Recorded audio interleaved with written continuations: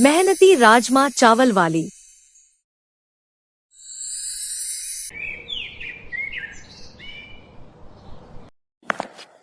बहन जी, ये हमारी लाडली गरिमा। बेटी चाय टेबल पर रख दो। आओ हमारे साथ बैठो। जी नमस्ते। नमस्ते नमस्ते। कहीं गई थी क्या बेटी?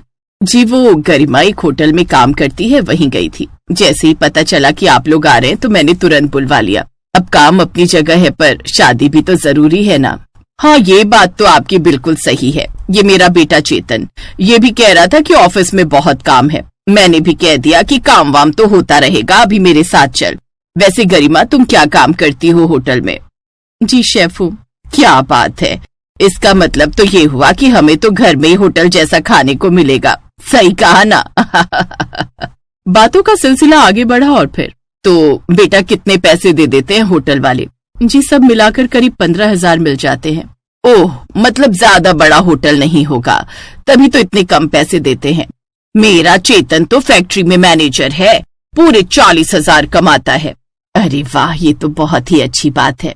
चेतन बेटा, तुम्हें अगर गरिमा से कुछ बात करनी हो तो कर लो। मैं जरा सुमित्रा जी के साथ घर देख कर आती हूँ, है ना बहन जी? हाँ हाँ, आइए हम चलते हैं। लता का इशारा पाकर सुमित्रा उसके साथ चली गई। अब कमरे में सिर्फ गरिमा और चेतन ही थे। तभी चेतन ने गला साफ करते हुए कहा, तुम कुछ पूछना चाहती हो? अब बस एक चीज पूछनी थी। हाँ पूछो ना। मुझे खाना बनाने का बड़ा शौक है, तो मैं चाहती हूँ कि मैं शादी के बाद भी कुछ न कुछ अपना काम करूँ। हाँ हाँ, तो इसमें दिक्कत क्या है? अरे कुछ काम करोगी तो तुम्हें भी अच्छा लगेगा और घर के खर्च में भी कुछ हेल्प होगी। सही तो है? जी थैंक यू। आप कुछ पूछना चाहते हैं? हाँ, बहुत सी चीजें हैं पर अब शादी के बाद ही पूछूंगा। चेतन की बात सुनकर गरिमा शर्मा गई। फिर कुछ दिन बाद धूमधाम से दोनों की शादी हो गई। और फिर गरिमा, आज तुम्हारी पहली रसोई है, बताओ क्या खिलाओगी हमें? माँ जी, मैं सोच रही थी कि आज मैं राजमा चावल बनाऊं सबके लिए। राजमा चावल? हाँ, एक बार मेरे हाथ के राजमा चावल खाकर देखिए माँ जी, मैं बहुत ही अच्छे बनाती हूँ। अच्छा ठीक है, ऐसा है तो बना लो फिर।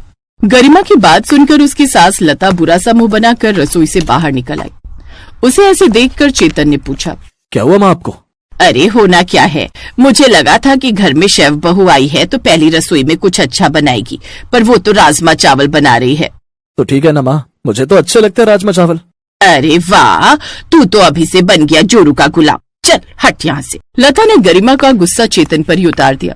बेचारा चेतन बिना बात की डांट खाकर वहाँ से चला गया। थोड़ी देर बाद गरिमा ने सबके लिए राजमा चावल परोसे। भाई वाह, मजा आ गया। क्या बात है माँ, कितने बढ़िया बने हैं ना राजमा चावल। हाँ हाँ, इतने भी खास नहीं है। ऐसे राजमा चावल तो मैं रोज बनाती हूँ, तुम्हें कुछ और अच्छा बनाना चाहिए था गरिमा। गरिमा समझ गई थी कि उसकी सास उतनी भी अच्छी नहीं थी जितना वो सोच रही थी। ऐसे ही कई दिन बीत गए और लता हर रोज किसी न किसी बात पर गरिमा को सुना ही देती। गरिमा उसकी बात का कोई जवाब नहीं देती। फिर एक दिन, माँ जी आपसे एक बात करनी थी। हाँ बोलो। माँ जी, मैं सोच रही थी कि कहीं किसी होटल में नौकरी करने की बजाय मैं कुछ अपना ही काम शुरू करूँ तो। ये तो बहुत अच्छा आइडिया है। वैसे क्या सोचा तुमने? मैंने सोचा है कि मैं राजमा चावल का स्टॉल लगाऊंगी बस स्टैंड के पास। बढ़िया सोचा है। क्या गोबर सोचा है? एक मैनेजर की बीवी जिसकी पगार 40,000 रुपए है, उसकी बीवी राजमा चावल का ठेला लगाएगी? पर माँ जी, वो बेचारी सही तो कह रही है माँ, ये कोई गलत काम थोड़ी है। अरे 2 पैसे वो भी कमा लेगी तो हर महीने आपको भी तो बढ़िया बढ़िया गिफ्ट लाकर देगी ना। हाँ मतलब वो तो सही है। पैसों और गिफ्ट की बात सुनकर लता का मन बदल गया। ये देखकर गरिमा और चेतन एक दूसरे को देखकर मुस्कुराने लगे। अगले ही दिन गरिमा ने बस स्टैंड के पास राजमा चावल का ठेला लगा लिया। चेतन उसे खुश देखकर बहुत खुश था।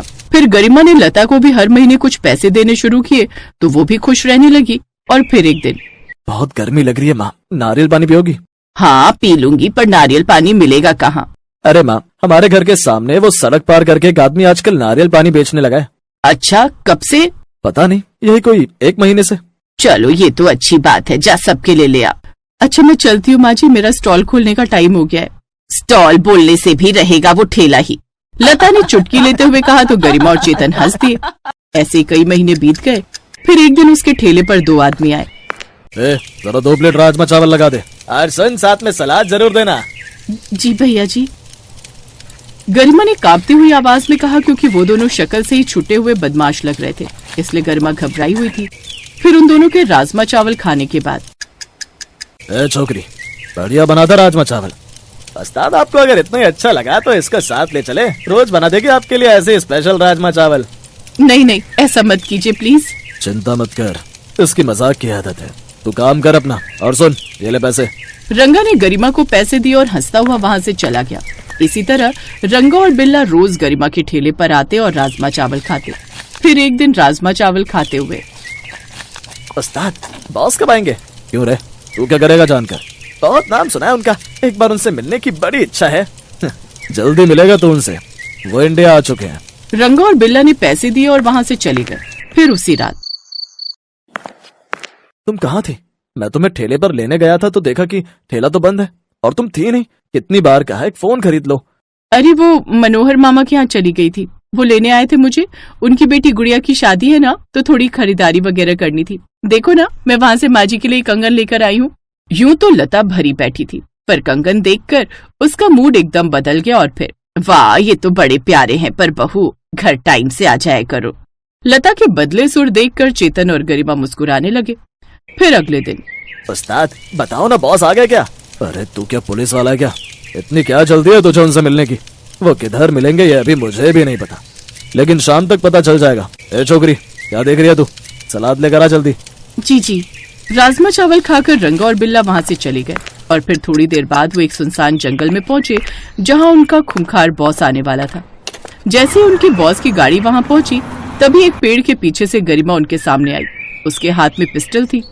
You all are under arrest. छोकरी तू यहाँ? छोकरी नहीं, inspector Garima from special branch. हाथ ऊपर करो तुम सब। उन सब ने रंगा, बिल्ला और उसके बॉस को पकड़ लिया। I am proud of you Garima, तुमने कितने पेशेंस के साथ काम किया। जो काम अच्छे अच्छे ऑफिसर नहीं कर पाए वो तुमने कर दिखाया। Thank you sir. अब क्या सोचा है, अपने ससुराल वालों को बताओगी? वैसे सुना है तुम्हारी सास तुम पर बहुत रौब झाड़ती है, चाहो तो उसे भी एक दिन पिस्टल दिखाई दो। नहीं सर, मेरा अंडर कवर ही रहना ठीक है। गरिमा मैडम, आपके हस्बैंड आपकी सास के साथ ऑटो में बैठकर निकल रहे हैं, वो आपकी तरफ आ रहे हैं। अच्छा, तो ऐसे मैनेज करती रही तुम अपने घर वालों को। अब तुम तो यहाँ हो, कैसे पहुंचोगी अपने ठेले तक इतनी जल्दी? हाँ, बड़ी प्रॉब्लम हो गई सर, अब क्या करूं? रुको, मैं कुछ इंतजाम करता हूँ। मनोहर ने अपना फोन निकाला और किसी को कॉल लगाया। हेलो प्रकाश, एक काम करो, जल्दी से ढेर सारे राजमा चावल खरीद कर गरिमा के ठेले पर जाओ और उसके बर्तनों में भर दो। हम बस 5 मिनट में आ रहे हैं। मनोहर और गरिमा झट से गाड़ी में बैठे और थोड़ी ही देर में वो गरिमा के ठेले पर पहुंच गए। गरिमा ने देखा कि उसकी टीम के लोगों ने उसके खाली बर्तनों में राजमा चावल भर दिए थे। उसने फुर्ती से एक प्लेट राजमा चावल निकालकर मनोहर को दिया। तभी वहाँ लता और चेतन आ गए। अरे वाह, आज तो माँ जी भी आई है। देखिए माँ जी, मैंने आपके लिए नया पर्स लिया है। अरे वाह, कितना सुंदर है, बहुत ही प्यारा। माँ जी, इनसे तो मिलो, मेरे मनोहर मामा। अच्छा, नमस्ते भाई साहब। अरे आपकी गरिमा बहुत ही होनहार है। सही कहा आपने, मैं तो सालों से बात जानता हूँ। Best buddies. Hello friends. Thanks for watching this video. अगर आपको ये वीडियो पसंद आया है तो प्लीज लाइक, सब्सक्राइब, कमेंट्स करें इस वीडियो पर और हाँ, शेयर करना भी ना भूलें। और भी मजेदार वीडियो देखने के लिए नीचे दिए गए बेल आइकॉन को दबाएं। देखते रहिए बेस्ट बडीज।